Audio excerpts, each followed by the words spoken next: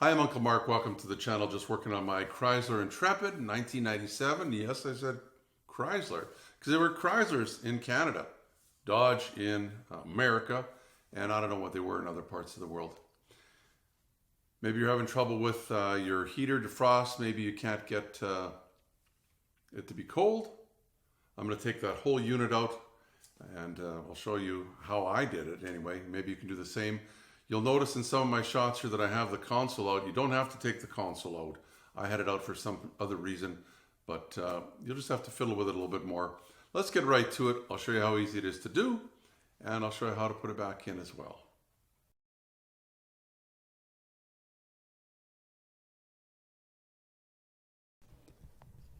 So there's a faceplate that goes around your radio and your controls. I'm going to use a soft prying tool. It's like a door panel tool.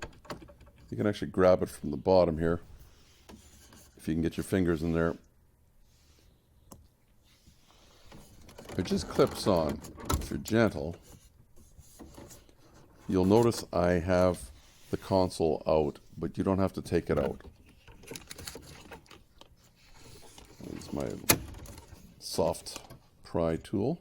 Put a link in the description for a bunch of these. They're not very much money and they're kind of handy sometimes. You have to be gentle, you don't break it as these things are getting older. There you go. I'll just show you the bottom of it. You can see it's just got these little clips. I think there's 6 of them.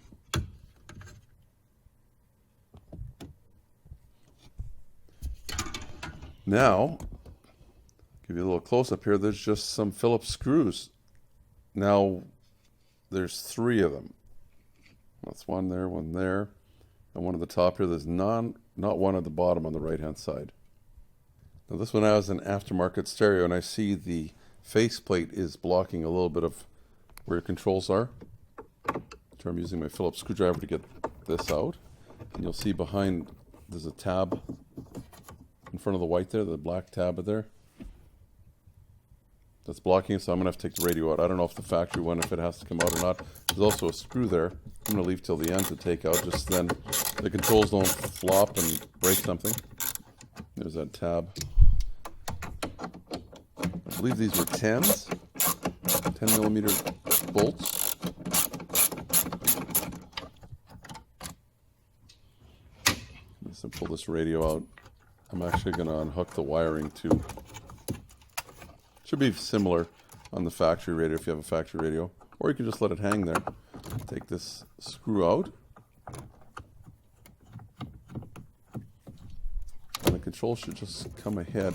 Now, I found that they don't want to come very far because of the wiring harness in there, so I'd stick my fingers in a little further there and try and get it to come out a little further. Give it a little tug, trying not to break anything, break a wire. These just have little clips. This one, if you push it in and wiggle the connector, it should come out.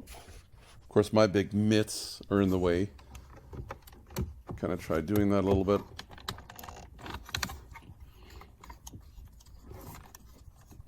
Not too much room with the wire. So then I thought, oh, let's do the blue one first. There's a little clip here. I'm just going to pull up a little bit and wiggle this blue connector out of the way.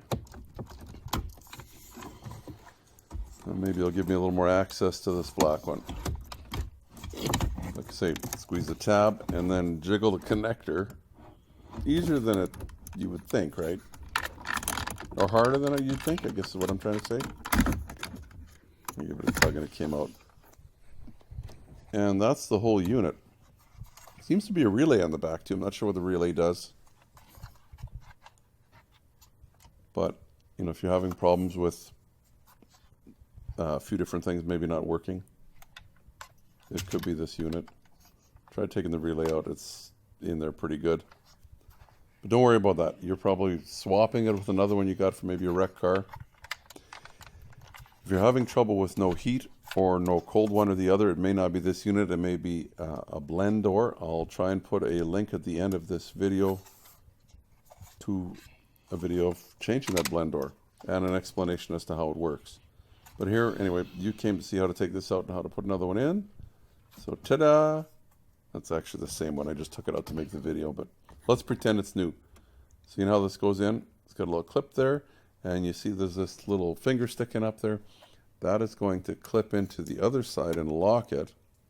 I'll show you the other side here right away. Just so you understand, see the little hole there? That way maybe you have a better understanding how it has to come out. Now you're going to just put it back in the way you should. Careful not to drop it. Snap that in. I'm not sure if you can get these aftermarket or not. I didn't look. Maybe you can get them used on eBay. Imagine Auto Wrecker wouldn't want a whole lot for them. It's hard to do when you're filming and you're trying to put it together. Nice if you can use two hands like here. I didn't have much room to set up stands, my tripod. That just clicks in there. And then jiggle it back in, make sure all the wires are going back in where they need to go. Might have to use two hands. I suggest it. We just need to put those screws back in. The 3. Fairly simple. One at the bottom, don't forget that. Then once you do that, snug them up, of course. Put your radio back in if you have to take it out. Actually, you could test it now and make sure it works first. Might be a good idea.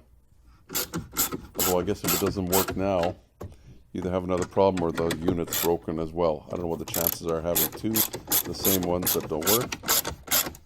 Although I guess if it was a common problem, put your face plate back in.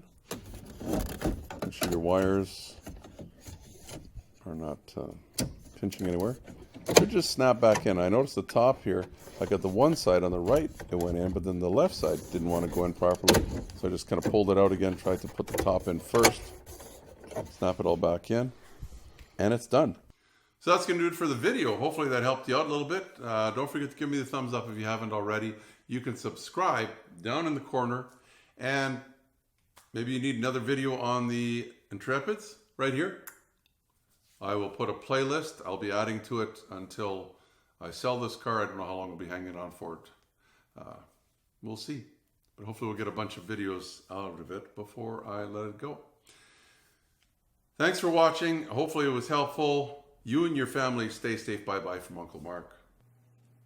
Remember to be safe. Your safety is your responsibility and should be priority number one. Also, give me the thumbs up if you like the video. Plus, please subscribe and you'll get all the notifications. It's easy. The little dog will show you how. Ring the bell. Ring the bell.